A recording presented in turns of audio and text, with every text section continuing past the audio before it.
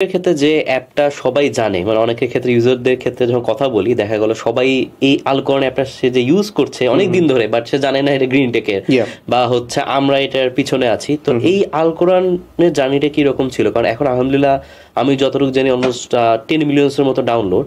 Yeah. তো এত, কারণ এটা তো একটা হিউজ মার্জিন। তো এই জার্নিটা কিভাবে শুরু হয়েছিল যে আসলে আলকরন অ্যাপটা আমরা ডেভেলপ করব? সো এটা তো it's continuation of the previous process, যে যখন আমি নিজে শিখতেছি, আমি নিজের জন্য অ্যাপ বানাচ্ছি, কি কি জিনিস লাগে। সো বিভিন্ন রকম অ্যাপ থেকে যখন আমি দেখছি এটা লাগবে ওটা লাগবে, আমি ওদের জাস্ট কম্বাইন করেই আমার নিজের জন্য আমি বানাচ্ছিলাম আচ্ছা। অনেস্টলি।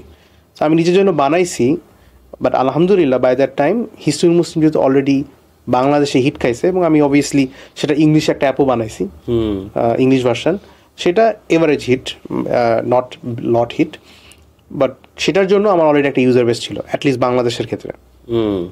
তো আল কোরআনটা বানাইছি, পাবলিশ করছি, আই উড সে অর্গানিক্যালি বাকি কাজগুলো হয়েছে। ওখানে আমার যে মানে পরের বছরটা 2016-17 ক্রেডিট ছিল এরকম কিছু না, আমি জাস্ট বানাইছি। হোয়াট আই ডিড ওয়াজ, আমি যেহেতু ইউজ করবো এবং আমি যেহেতু নিজেই সফটওয়্যার ইঞ্জিনিয়ার, এটার ইউআই ইউএক্স অ্যান্ড পারফরমেন্সে আমি কোনো ছাড় দিইনি। আচ্ছা, কোড খারাপ হইলেও যেন পারফরমেন্স ভালো হয় সেটাতে আমি ফোকাস করছি।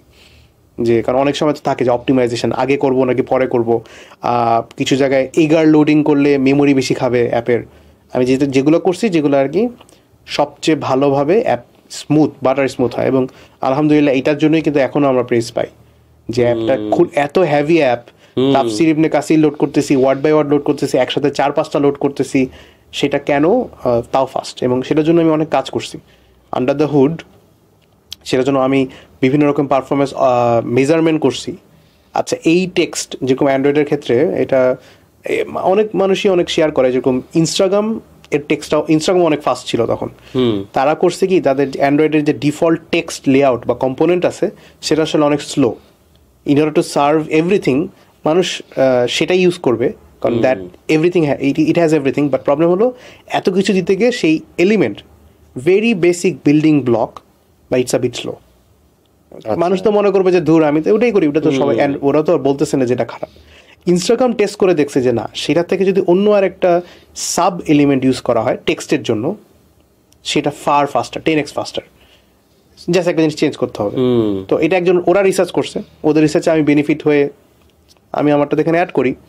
তো অ্যাড যখন করলাম তখন দেখলাম আসলে ইমপ্রুভমেন্ট। সো এবং টেস্ট করছি বিফোর আফটার, তো এগুলোও আমি করতাম। অ্যারাবিক রেন্ডারিংয়ের ক্ষেত্রেও আমাদের এখানে অনেক ইমপ্রুভমেন্ট করছি। তাজউইদ কালারিং সেটাও আমরা প্রথম আনছিলাম, ওয়ান অফ দ্য ফার্স্ট। তারপর তো এটা অনেকজনই আইদার আমাদের কাছ থেকে কপি করে, নয়তো সিমিলার কনসেপ্টই তারা কাজটা করে। তো এরকম ইনোভেটিভ জিনিসপত্র আমরা আনছিলাম, যেটার জন্য আর কি অ্যাপটার অটোমেটিক্যালি একটা মার্কেট চলে আসে। এবং আমার একটা নিজের একটা টার্গেট পার্সোনা ছিল, যে যারা কিছুটুকু ইসলাম বুঝে, কিছুটুকু নামাজ পড়ে অ্যান্ড সফট ইসলামের প্রতি, এবং তারা আরও বেশি জানতে চায়, শিখতে চায়, কোরআনটাকে তারা বুঝে পড়তে চায়। জাস্ট বিকজ আমি মুসলিম এবং সেটার জন্য আমি করতেছি, সেটা গোল ছিল না। আমারও সেটাই গোল ছিল যে আমি আরবি শিখতে চাই, কোরআন শুনতে চাই, বুঝতে চাই। তো সেই ক্ষেত্রে ওই ওয়ার্ড বাই ওয়ার্ডটা অনেক হেল্প করে। ওইটা তো অনেক আমরা প্রাধান্য দিছি, কীভাবে করা যায়, কীভাবে স্মুথ করা যায়। কারণ ওই বিউটিফুল কোরআন যে অ্যাপটা ছিল, তাদের অ্যাপ একটু স্লো ছিল, সেই জায়গা অপটিমাইজেশন করছি, অন্য কিছু করছি, এটার জন্য একটা খুব ভালো এক্সপিরিয়েন্স ইউজাররা পায়। এই ক্ষেত্রে ভাই যেটা দেখলাম, লার্নিং এর ক্ষেত্রে যদি একটা মোটিভেশন বা ভিশন ভালো থাকে তাহলে কিন্তু পুরো প্রসেসটা সহজ হয়ে যায়।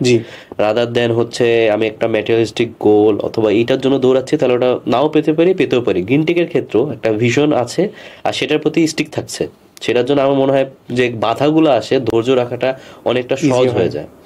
সব কিছুর ক্ষেত্রে এটা same, you have to sacrifice to gain something, but once you gain it, এটার মজাই আলাদা। এবং এটা শুধু মানে অ্যাপ রিলেটেড না, সব কিছুর ক্ষেত্রে এটা প্রযোজ্য। যারা কোনো ইসলামিক অ্যাপ বানাতে যাচ্ছে না তাদের জন্য অসুবিধা নেই তো, কারণ তাদের ক্ষেত্রে তারা এমন কিছু একটা অ্যাপ বানানো উচিত দ্যাট দে মাইট ইউজ, তাই না? মানে তারা বলতে যে না, আমার এমন একটা অ্যাপ লাগবে যে সিসিটিভি থেকে নিয়ে এআই ডিটেক্ট করে ইয়া করবে। ফর এক্সাম্পল, তার বাসায় অনেক চোর ঢুকে, এক্সাম্পল দিচ্ছি আর কি, যে তাহলে সেটা তার একটা প্রবলেম সলভ করবে। এই প্রবলেমটা সে যদি আসলে মোটিভেটেড এনাফ থাকে যে হ্যাঁ আমার ভাই এটা অনেক জরুরি, এটা না করার জন্য আমার জীবনটা অনেক কষ্ট, স্ট্রেসফুল হচ্ছে, সে সেটাতে লেগে থাকার চান্স অনেক বেশি। এক্স্যাক্টলি।